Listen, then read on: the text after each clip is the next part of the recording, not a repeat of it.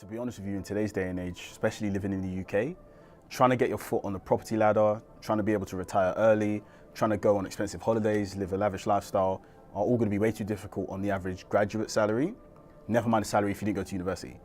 So I think the average salary for a graduate now is around £27,000 a year, which is a good starting salary, but when you're trying to live out away from your family or live away from your parents, you can't afford to be able to do all these other things and save and then be able to get a foot on the property ladder or something like that unless you have another source of income.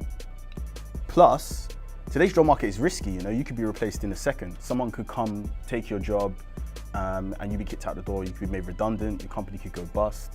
So many different reasons why it's important to get more than one source of income, in my personal opinion, especially for people today.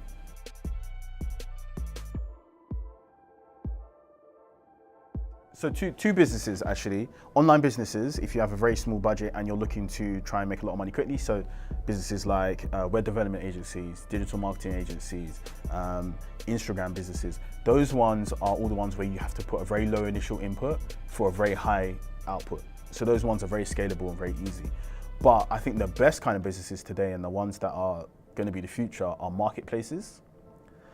I think if you find a niche or an industry that doesn't have a marketplace yet that connects the business to consumers, that's going to be very key. That's going to be very important.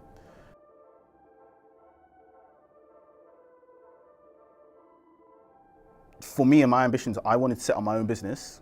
And when you go self-employed, usually the bank will ask for 2 years worth of statements, bank statements, in order for you to be able to get a mortgage.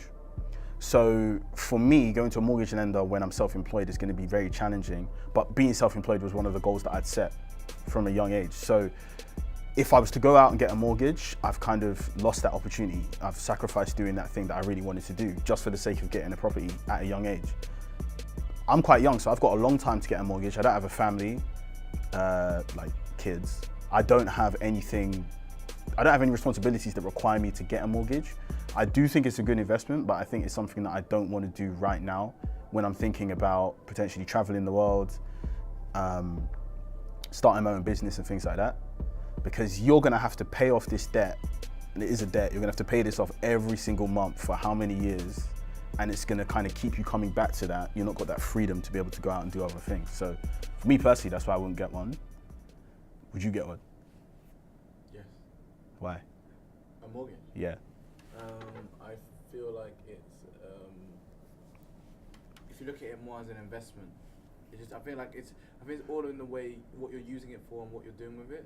So if you're looking to rent out the property, or you're looking to have kind of rent as more income revenue, talking about the stream of income, then I do think it's a good idea. But if you're looking, like you said, maybe that it's a simple thing where you're trying to just live in it, it might be a different kind of circumstance. So I feel like it's circumstantial. Yeah.